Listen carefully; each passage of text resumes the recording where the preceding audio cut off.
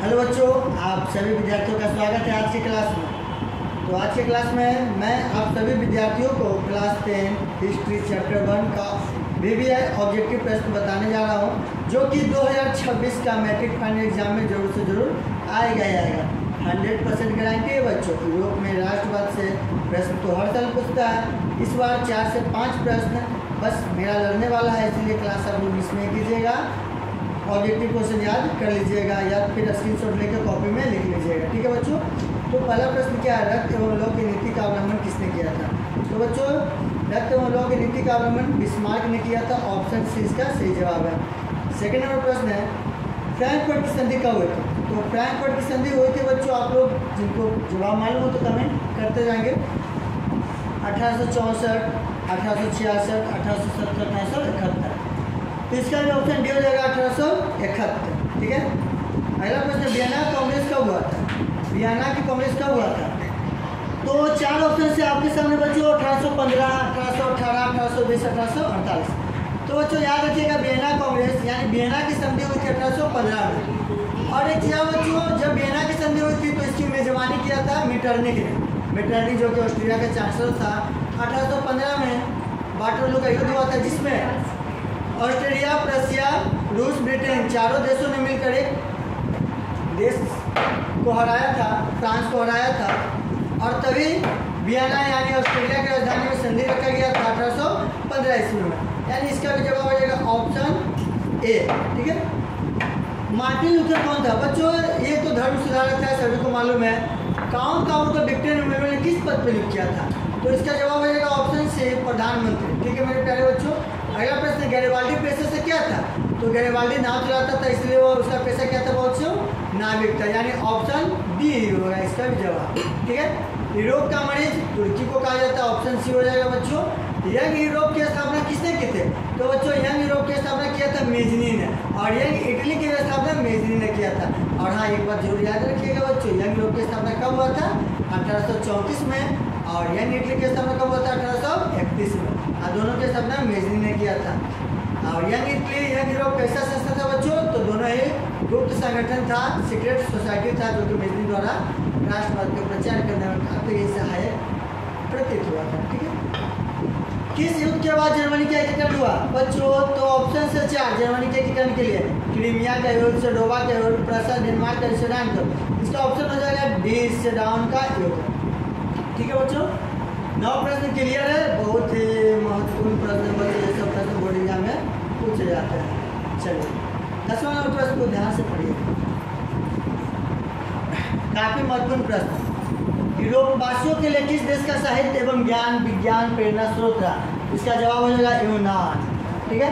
Italy एवं Germany वर्तमान में किस महादेश के अंतर्गत आते हैं? इटली हो, जर्मनी हो, बोहेमिया हो, फ्रांस हो, रूस हो, इंग्लैंड हो, ऑस्ट्रेलिया हो, हंगरी हो, जर्मनी हो, ये जितने भी कंट्री हैं बच्चों सभी यूरोप महादेश के अंतर्गत आते हैं। तो आप लोग याद रखिएगा, इसका भी जवाब क्या हो जाएगा? Europe, option C. ठीक है।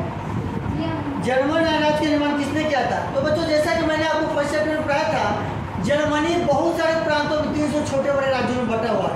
तो 300 छोटे बड़े राज्यों को एक करने का काम किसने किया था? नेपोलियन बोनापार्ट ने, यानी कि 39 प्रांतों में बांटा था। तो इसका जवाब हो जाएगा ऑप्शन बी, नेपोलियन बोनापार्ट। ठीक है बच्चों। अगला प्रश्न है 13 नंबर, वियना कांग्रेस के द्वारा फ्रांस में किस शासक वंश की स्थापना हुई थी? तो इसका हो जाएगा बुर्बो वंश। याद आया ना? बुर्बो वंश वही जो लुसुलावा का वंश था, अत्याचारी, काफी अत्याचारी, जिसने फ्रांस को एकदम हालत एकदम बेकार कर दिया था। 14 नंबर प्रश्न मेरे प्यारे बच्चों, 1870 में फ्रांस में प्रशा के बीच युद्ध कहाँ हुआ था?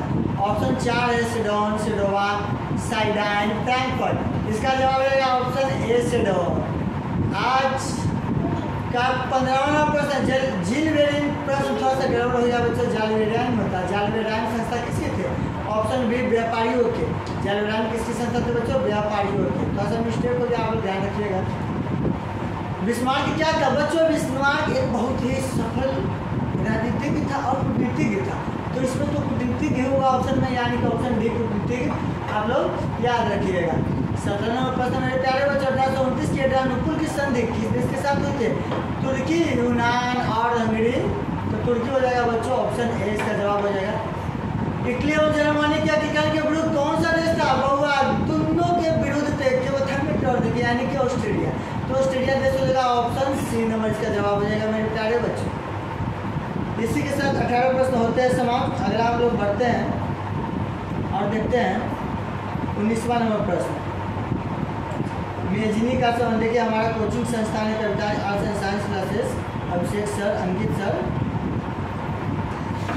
19वां नंबर प्रश्न बच्चों, मेजनी का संबंध किस संगठन से था? तो मेजनी का संबंध था बच्चों कार्बोनरी, ऑप्शन बी। और हाँ ये देखिए बच्चों, यही कार्बोनरी, ऑप्शन बी। कार्बोनरी की स्थापना कब हुआ था बच्चों? 1810 में हुआ था, ये भी आप लोग याद रखिएगा। कार्बोनरी क्या था बच्चों? तो कार्बोनरी भी सीक्रेट सोसाइटी था, गुप्त संस्था था मेरे प्यारे बच्चों, आप लोग याद रखिएगा, ठीक है।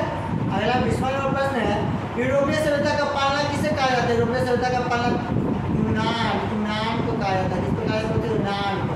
ऑप्शन डी हो जाएगा इसका right answer. Act of union किस वर्ष पारित हुआ? ऑप्शन ए 1688 में। नेपोलियन संहिता किस वर्ष लागू किए गए?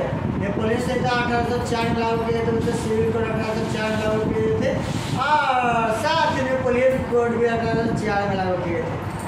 वियना कांग्रेस में कौन राष्ट्र सम्मिलित नहीं है? वियना कांग्रेस में जर्मनी में वह सम्मिलित नहीं है। वियना कांग्रेस में पवित्र संघ की योजना किसने प्रस्तुत की थी? रूसो ने। यंग इटली का संस्थापक कौन था? यंग इटली का संस्थापक कौन था? मेजनी। जर्मनी के एकीकरण के लिए बिस्मार्क ने कितने युद्ध किए? जर्मनी के एकीकरण के लिए बिस्मार्क ने 3 युद्ध किए थे बच्चों, याद रखिएगा। जर्मनी के स्थापना किस राज्य ने किए थे? प्रसा ने। जर्मनी के स्थापना किसने की थी बच्चों? प्रसा ने किया था, ठीक है। इसी के साथ बच्चों चैप्टर 1 का जो 27 महत्वपूर्ण प्रश्न है वो समाप्त करते हैं, और आगे हम बताएंगे अगले वीडियो में। तब तक के लिए मेरे वीडियो को देखते रहिए, चैनल को सब्सक्राइब कर दीजिए, अधिक से अधिक वीडियो को शेयर कर दीजिए, ठीक है मेरे प्यारे बच्चों।